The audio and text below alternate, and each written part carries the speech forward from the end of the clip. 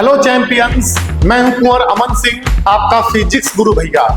और आज हम फिजिक्स का topic quantization of electric charge, easy concept और रियल लाइफ एग्जांपल के साथ समझेंगे। तो चलो शुरू करते हैं क्वांटाइजेशन ऑफ इलेक्ट्रिक चार्ज को समझना।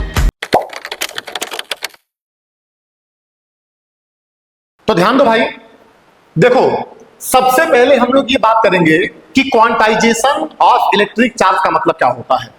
देखो भाई, क्वांटाइजेशन का मतलब होता है किसी भी चार्ज ऑब्जेक्ट पे चार्ज की क्वांटिटी को कैलकुलेट करना। मतलब ये है कि अगर हमारे पास कोई चार्ज ऑब्जेक्ट है और उस चार्ज ऑब्जेक्ट पे चार्ज कितना है, अगर मुझे उस चार्ज की क्वांटिटी को कैलकुलेट करना है तो मैं बोलूंगा उस प्रोसेस को क्वांटाइजेशन ऑफ इलेक्ट्रिक चार्ज। बात समझ में आ रहा है कि नहीं? अब इसको समझेंगे कैसे, हम किसी भी चार्ज ऑब्जेक्ट पे चार्ज की क्वांटिटी कैसे कैलकुलेट करेंगे, इसको समझते हैं। ध्यान देना। देखो भाई, सबसे पहले हमको एक बात ये बताओ कि अगर हम बात करते हैं इलेक्ट्रॉन के बारे में, तो ये बताओ भाई, जो इलेक्ट्रॉन होता है ये तो smallest particle in the universe, दुनिया का सबसे छोटा पार्टिकल कौन होता है? इलेक्ट्रॉन होता है। बात समझ में आ रहा है कि नहीं? और ये बताओ भाई कि इलेक्ट्रॉन के पास जो चार्ज होता है वो कितना होता है? Negative of 1.6 into 10 to the power -19 coulomb, जिसको ई से डिनोट किया जाता है। बात समझ में आ रहा है कि नहीं? और एक बात तुम और ध्यान दोगे, और वो ये है कि इलेक्ट्रॉन एक इनडिविजिबल पार्टिकल होता है। इलेक्ट्रॉन को फर्दर डिवाइड नहीं किया जा सकता है, इलेक्ट्रॉन को फर्दर तोड़ा नहीं जा सकता है। ये दुनिया का सबसे छोटा पार्टिकल होता है, ये इनडिविजिबल स्मॉलेस्ट पार्टिकल होता है। बात समझ में आ रहा है कि नहीं?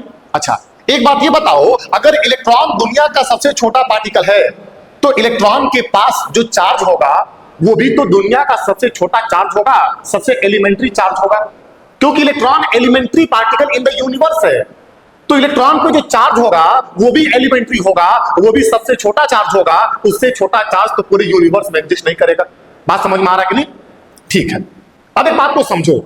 एक बात हमको ये बताओ भाई कि अगर हमारे पास यहाँ पे एक ऑब्जेक्ट है और इस ऑब्जेक्ट पे नेट चार्ज 0 के बराबर है, और नेट चार्ज 0 होने का मतलब ये है कि इसके पास जितना पॉजिटिव चार्ज होगा उतना ही इसके पास क्या होगा मेरे भाई? निगेटिव चार्ज होगा। बात समझ में आ रहा है कि नहीं? ठीक है।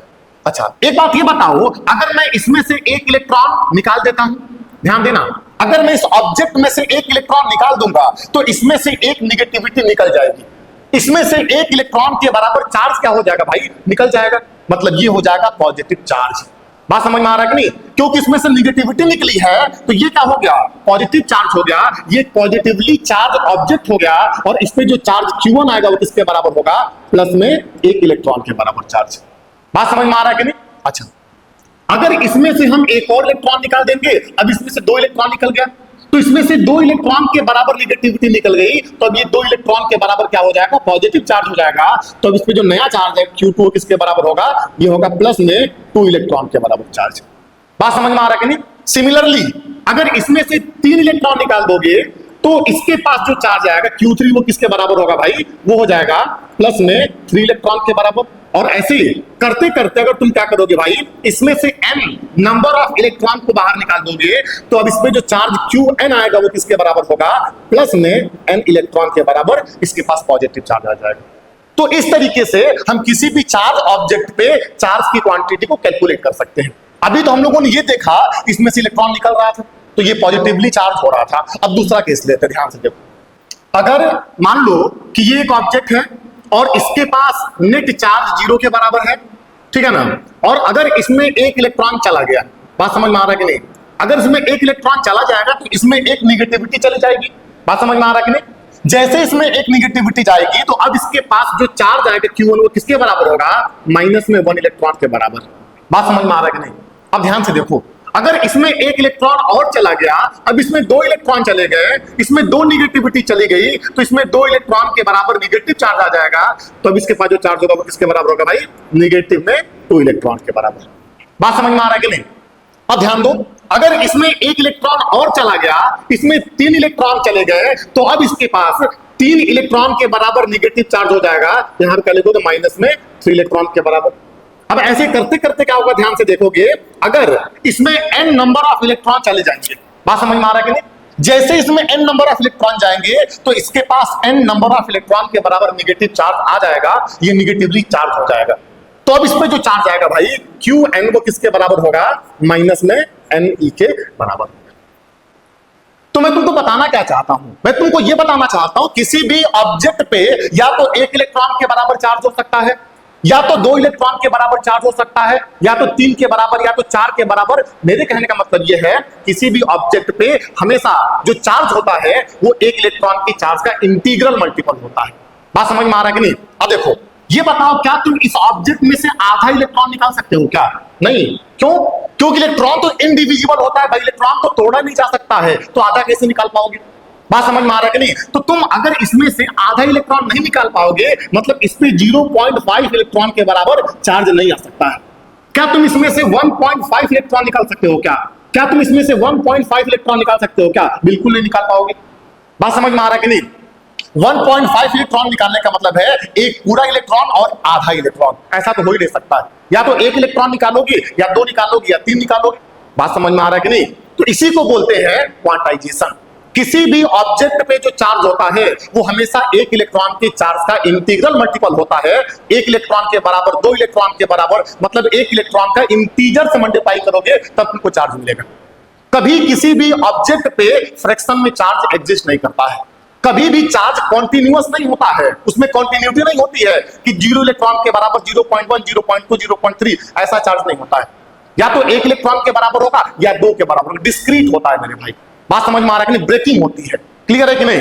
सबको समझ में आ गया होगा उम्मीद करता हूं। अब आगे बढ़ते ध्यान से देखो, यहां पे क्या लिखा गया है, ध्यान देना। यहां पे यह बताया जा रहा है कि quantization of electric charge means that electric charge exist in fixed packet और यूनिट। किसी भी ऑब्जेक्ट पे जो इलेक्ट्रिक चार्ज होता है वो फिक्स पैकेट में होता है। 1 इलेक्ट्रॉन के बराबर, 2 इलेक्ट्रॉन के बराबर, 10 इलेक्ट्रॉन के बराबर, 20 इलेक्ट्रॉन के बराबर, n नंबर ऑफ इलेक्ट्रॉन के बराबर। कभी भी चार्ज डेसिमल या फ्रैक्शन में नहीं होता, इसको तुम ध्यान में रखोगे, इसलिए मैं बार बार इस बात को बोल रहा हूं। क्लियर है कि नहीं?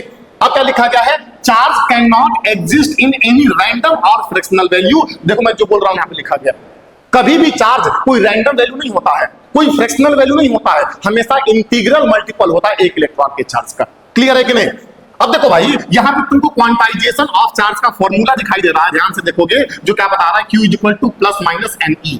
प्लस माइनस Ne का मतलब क्या है, किसी भी इलेक्ट्रॉन पे, सॉरी किसी भी ऑब्जेक्ट पे या तो n इलेक्ट्रॉन के बराबर चार्ज हो सकता है, वो पॉजिटिव तब होगा जब उसमें से n इलेक्ट्रॉन निकल गए होंगे, और वो निगेटिव तब होगा जब उसमें 1 इलेक्ट्रॉन आ गए होंगे, n इलेक्ट्रॉन आ गए होंगे। बात समझ में आ रहा है कि नहीं?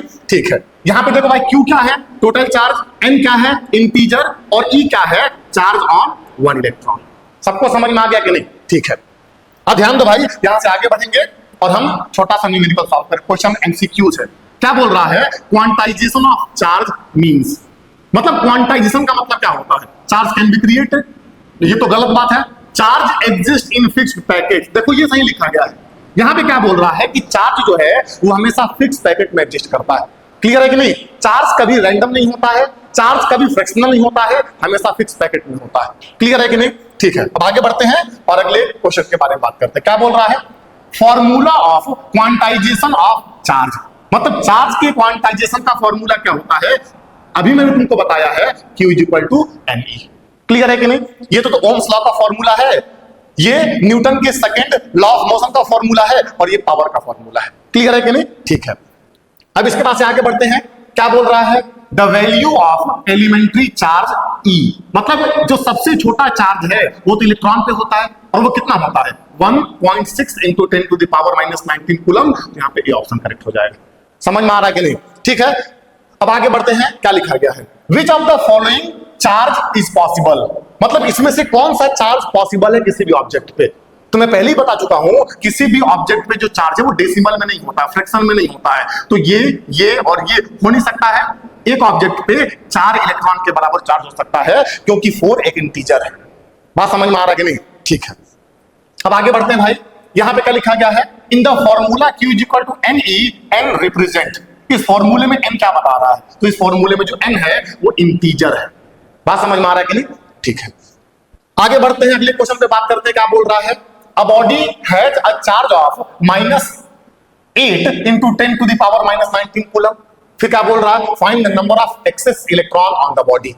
तो ध्यान से देखो, फॉर्मूला कौन सा लगाओगे, Q is equal to NE।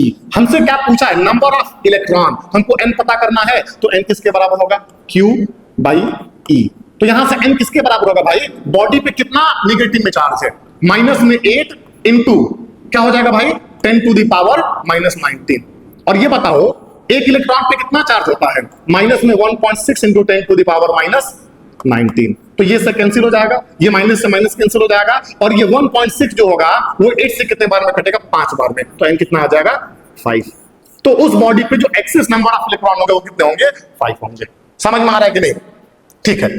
ये एक क्वेश्चन है जो मैं तुमको होमवर्क में दे रहा हूं, घर से करके लेकर के आओगे, और उम्मीद करता हूं तुमको पूरा क्वांटाइजेशन समझ में आया है, ठीक है ना। तो इसको पढ़ते रहो, तैयार करते रहो, स्टे एजुकेटेड, स्टे कनेक्टेड।